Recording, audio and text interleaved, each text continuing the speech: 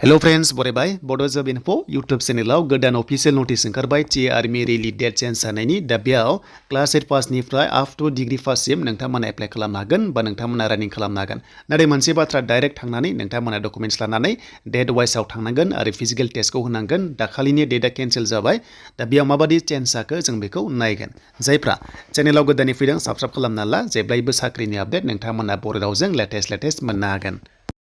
दा जों अफिसियेल वेबसाइटआव फैबाय दा बे वेबसाइटआ गोबां बिजि जादोंमोन बेनि थाखायनो दाखालि बेयाव फैनो हायाखैमोन नाथाय दायो फैबाय आरो जिडि पस्टनि अनगायै अफिसार लेभेलाव नोंथांमोना अनलाइन एप्लाइ खालामनो हागोन बैसो 18 निफ्राय 42 इयार्स दा बेफोरबादि गिदिर रेंकआव अनलाइन जायो आरो एग्जामाबो अनलाइन जायो दा जिडि ओंखारनाया क्लार्कआ अफलाइन गोजा डाइरेक्ट थांनानै डेट वाइसआव नोंथांमोना फिजिकल टेस्टखौ होनांगौ आरो मेडिकेल टेस्ट खालामनानै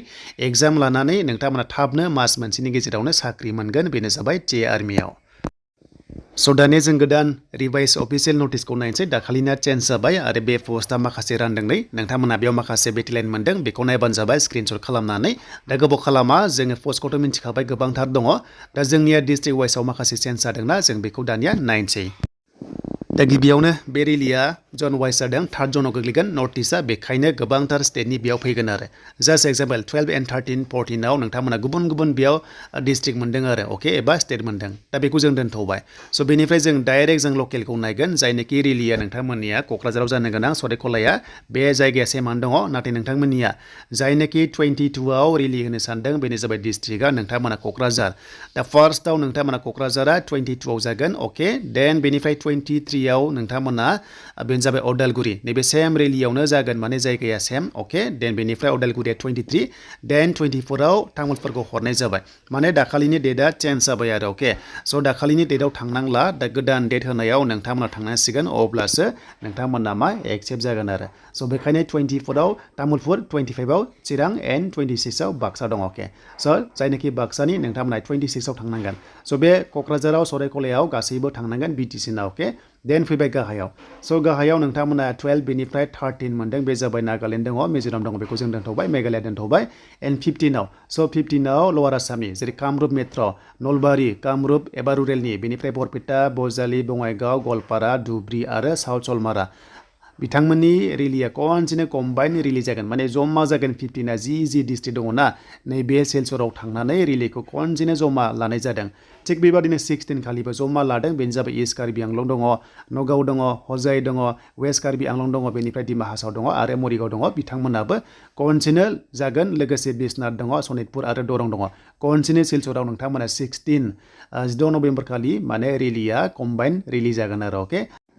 स' दानिया फैबाय 17आव दा 17आबो नोंथांमोननि तिनसुकिया डिब्रुगड़ दङ धेमाजि दङ चराइदेउ दङ शिबसागर लखिमपुर माजुलि जरहाट गलाघाटआबो खनसेनो कम्बाइन रिलिज जागोन सिलचराव स' बेखौ जों मिन्थिबाय आरो 18आव दङ बेनो जाबाय काछार हाइलाकान्दि करिमगन्ज दङ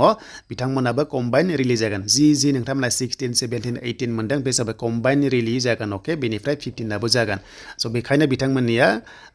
सिलचराव थांनानै रिलिखौ हैनांगोन बाखि डिस्ट्रिक्ट आरो लोगोसे स्टेट दङ बे गाहायाव थाबाय रिपर्टिं टाइमा फुंनि 5टानिफ्राय 10टानि गेजेरावनो नोंथांमोननि रेलिया जोबगोन बेखायनो 3टा एबा 4टायाव नोंथांमोना हरनि लाइन जानांगोन गासैबो डकुमेन्ट्सखौ जेरक्स कपि खालामना लाखाजोब बेनिफ्राय डकुमेन्ट्सआ मा नांगौ जों बेखौबो नायगोन आरो मेडिकेल टेस्टआबो सेम डेयावनो जागोन अके हमना ला नोंथाङा क्वालिफाइड जाबाय मोनायाव एबा अखानायै नोंथांमोननि मेडिकेल टेस्टखौ लानाय जागोन अके स' बेनिफ्राय दानिया जों नायसै डकुमेन्ट्सआ मा नांगोन स' दायो फरायनाया ओरैबादि नोंथांमोना जिडि पस्टआव 10 पास खालामनांगोन पार्सेन्टआ 45% थानांगोन आरो गासैबो साबजेक्टआव 33 नाम्बार मोननाय जानांगोन बेखौ होनखादों